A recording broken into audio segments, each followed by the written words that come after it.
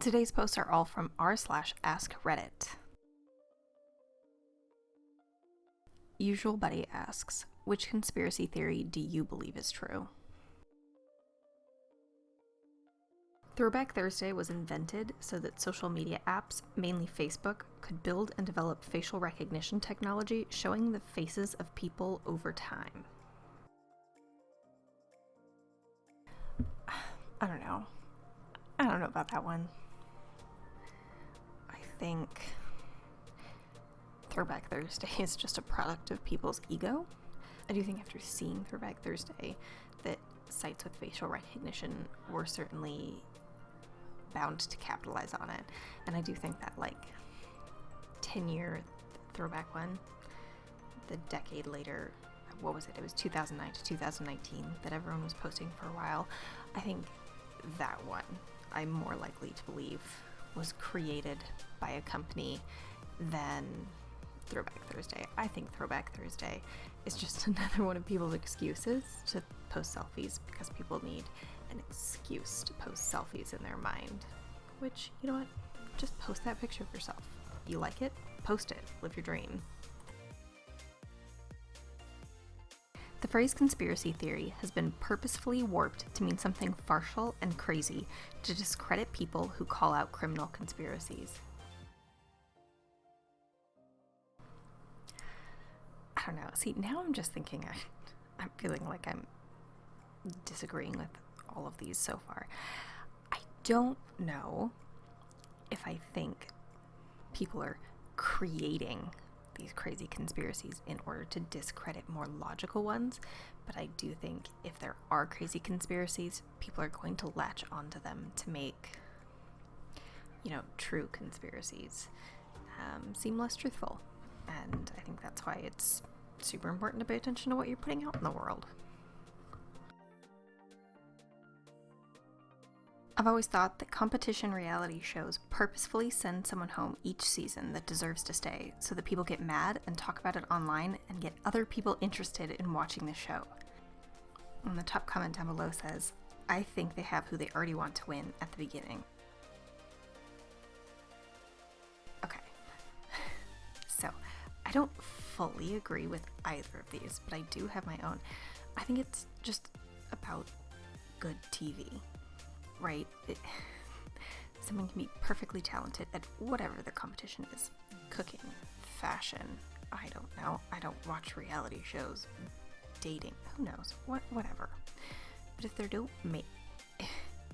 don't make for good TV, you cut them, right? So if someone's quiet, if they don't talk much, if they don't cause drama, if they're not funny, if they don't whatever, they're gonna get cut.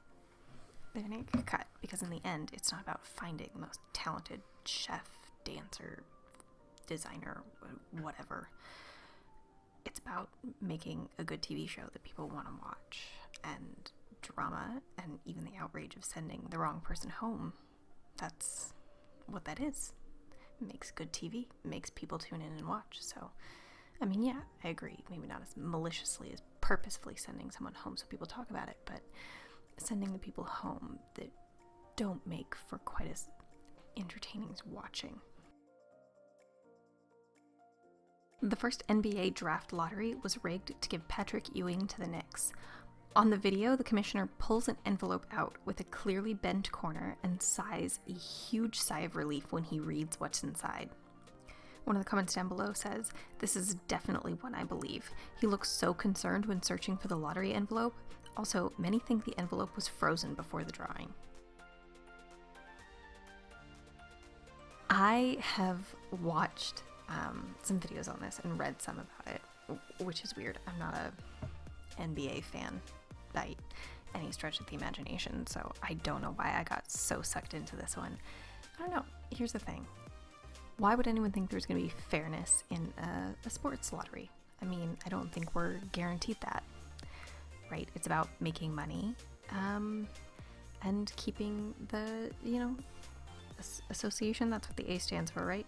National Basketball Association. Don't come for me.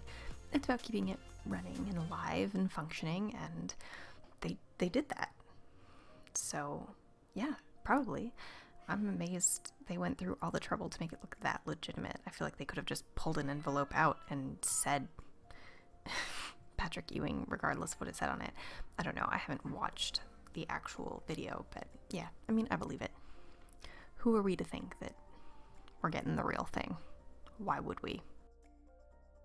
And then we have another sports one. I'm tempted to believe the one about Michael Jordan's first retirement being a secret suspension for betting on games. Someone down below says, if I was Michael Jordan, I would bet on my games too. And someone responds, I kind of think he was approached by organized crime and they attempted to extort him into losing games or maybe even the finals one year. The timing of his father's death is too creepy.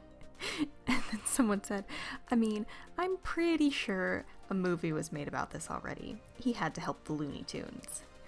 And someone responded, he was already retired at that time. It's why the Monstars didn't steal his skills. I mean, I don't know enough about this one to comment on it, but props to all my Space Jams fans. Agreed. Just agreed with all they have to say.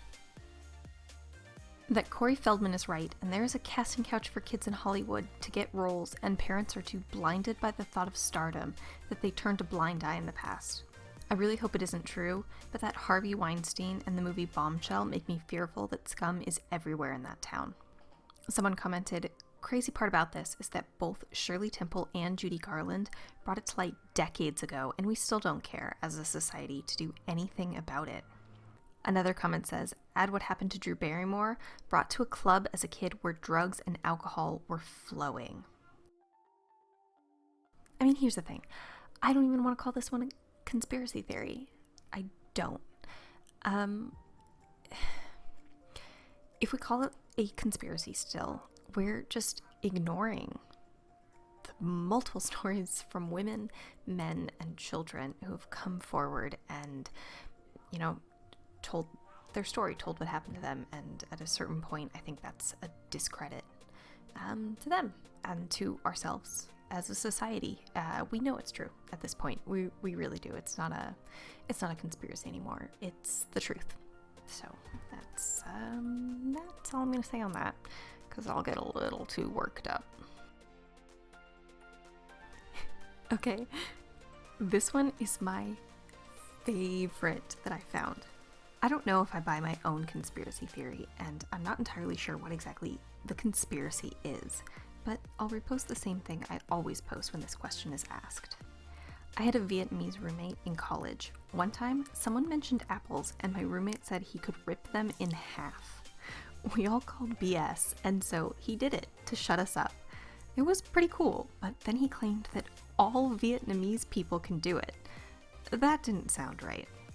So now, whenever I meet a new Vietnamese person, I ask, in as polite and not creepy and not racist a way as I can, if they can rip an apple in half. And I'll be if every person I've ever asked goes, yeah, sure. Also, most of them follow up with, all Vietnamese people can rip apples in half. Then I always ask if that's just how people in Vietnam eat apples. And they always say, no, we just eat them the normal way. But all Vietnamese people can rip them in half if they want to. I truly don't know if I'm being trolled or not. If I ask the question and have an apple, I'll always give it to the person who claims they can do this. And they always can, so there's some truth to it. But I cannot figure out why, in my experience, almost all Vietnamese people claim that all Vietnamese people can rip apples in half. That's a weird thing to claim. How are they so sure about what every other Vietnamese person can do? Are they implying that Laotians and Thai people can't do this? Is this a special trick they only teach in Vietnam? I would never claim that all Americans can juggle or that all white people can juggle.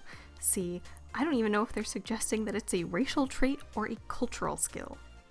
Or is it that Vietnamese people are just really proud of their culture, so they like to fib about these skills that everyone else has? And then, when tested with an apple, all Vietnamese people are just so confident that they're awesome enough to do it that they just brute force the apple in half. Or was there a meeting once, and all the Vietnamese people realized they could help each other by making wild fruit claims about the skills of the Vietnamese so that they could trick dumb white boys like me into giving them free fruit to test their powers? I would welcome any data anyone else can offer on this. My sample size is admittedly small, about 8 Vietnamese people, so this could just be a statistical fluke. But when 6 people, who have almost certainly never met each other, independently claim that all Vietnamese people have fruit powers, it makes you wonder whether it might just be true. Follow-up notes. 1. Yes, I understand that plenty of non-Vietnamese folks can rip an apple in half. Heck, I can do it too. That doesn't make the Vietnamese fruit claims that I've experienced any less peculiar. 2. Yes, I know that British comedian Bob Mortimer can do this. 3. By my rough estimates from past comments in previous threads, for every Vietnamese person claiming that they've never heard of this, there's another Vietnamese person claiming that all Vietnamese people can rip apples, and yet another non-Vietnamese person who asks a coworker or an in-law or friend and learns that they can rip apples. Of that last group, it seems like about half the Vietnamese people asked add, "Oh yeah, all Vietnamese people can do that." 4. Let me address all Vietnamese people for a second. If a bunch of people give you free apples to test this, and you like apples, enjoy. If you get a bunch of annoying fruit inquiries that you don't want to deal with, I'm sorry. But really, is it my fault for accurately reporting my experiences with Vietnamese folks, apple ripping, and Vietnamese folks' claims about apple ripping? Or should you be really... Or should you be really annoyed at all of my past Vietnamese acquaintances who have made these claims? Anyway, at least hopefully this is more fun for you to talk about than the war. I mean, I have no words. This is my favorite conspiracy theory I've literally ever heard about in my entire life. I love it. Please, no one ruin it for me. I never want it to go away. Mattress firm is a front for folks to launder money through. The amount of them in my town is absurd. There's like 3 within a mile stretch. 2 of them are across the street from each other. I'm not buying it, just like people aren't regularly buying mattresses. The top comment down below is, I replied to OP, but essentially Mattress Firm won the mattress war and bought their competition. They then rebranded the stores that they had bought. So now your town has way too many mattress firms. Trust me, I really liked the money laundering theory. It's why I did more research, so I could prove it. Sadly, I found the opposite results. Here's the thing. I'm not saying that that's not true. Probably is. This person did their research. I live in a bigger city now, but I moved from a small town about 2 years ago. And that town was growing pretty quickly. I had a lot of shopping centers popping up, and there were brand new mattress firms popping up literally next door to each other, like shopping center streets, not main streets, like the roads that you drive through, the parking lots of shopping centers, one on each side of those roads. And they were brand new stores, not stores that they'd bought out. I watched them get built and have mattress firm move in. So I just, I don't know if I believe that that's the only reason they have so many stores. I'm not saying they're money laundering. I'm just saying that there's other reasons, and I don't know what they are. Mattress firm is weird. I agree. People are not regularly buying mattresses. Our phones are listening to us. Again, it's not a conspiracy anymore. Like, companies have come out and said that that's the case. It's been proven. It's been admitted. If you want to believe it's not true, then you're choosing to remain ignorant. I don't necessarily think it's malicious so much. Like, people are very worried. I'm not one of those people that's like, the government's listening to me, the world's gonna end. No, I just think they want to sell me stuff. Right? That's what they want from me. That's why you get weird targeted ads. My favorite, though, is this comment down below. Okay, Google, are you listening to me? And someone responded, it's not like anyone else's. The FBI killed MLK. In the comments, man, I hate acronym on acronym violence. It's so shocking. I have no words. That's great. It's so great. Reddit is full of comedians. I love them. Alright, that's all the conspiracy theories I have time for today. I just wanted to address, I know there's been a bit of a gap between my last video and this one. Where I currently live was just sort of in the heart of the COVID outbreak here in the US, where it started, and working in retail, things were a little dicey there for a while. It's been stressful, but things have calmed down. My state's handled it very well. I am, in lockdown in my home, so you can expect to see videos coming every day again, but I hope you guys are staying safe, and I hope you're staying calm, and I hope that some fun Reddit content helps take your mind off of things like it does for me. Let me know what your guys' favorite conspiracy theories are down below. I think my favorite conspiracy theory that I love reading about is